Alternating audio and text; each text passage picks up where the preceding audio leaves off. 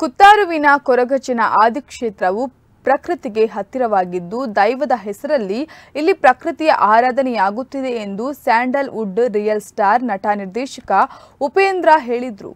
ಮಂಗಳೂರು ಹೊರವಲಯದ ಉಳ್ಳಾಲ ತಾಲೂಕಿನ ಕುತ್ತಾರು ದೆಕ್ಕಾಡುವಿನ ಕೊರಗಜ್ಜನ ಆದಿಸ್ಥಳಕ್ಕೆ ಮಂಗಳವಾರದಂದು ಅವರು ಭೇಟಿ ನೀಡಿ ಡಿಸೆಂಬರ್ 20ರಂದು ತೆರೆ ಕಾಣಲಿರುವ ತನ್ನದೇ ನಟನೆ ಮತ್ತು ನಿರ್ದೇಶನದ ಪ್ಯಾನ್ ಇಂಡಿಯಾ ಸಿನಿಮಾ ಯುಐ ಯಶಸ್ಸಿಗೆ ಪ್ರಾರ್ಥನೆ ಸಲ್ಲಿಸಿದರು.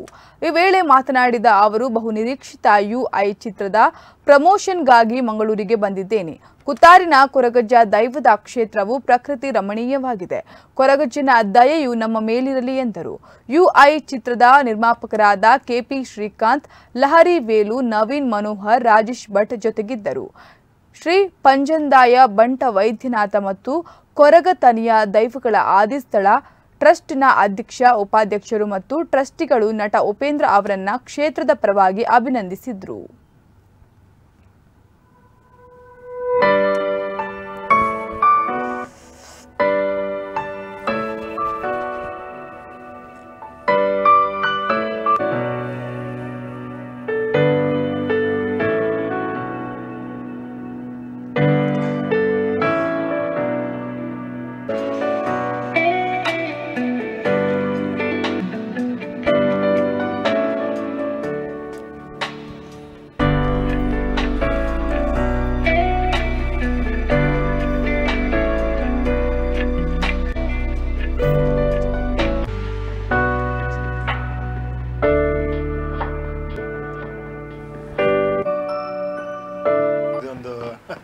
ಮೊದಲನೇ ಸರಿ ನಾನು ಭಾಳ ವಿಶೇಷ ಅನ್ನೋದು ಏನಂದರೆ ಎಲ್ಲದಕ್ಕಿಂತ ವಿಶೇಷ ಅಂದರೆ ಇಲ್ಲಿ ನೇಚರಲ್ಲಿರೋದು, ಆಮೇಲೆ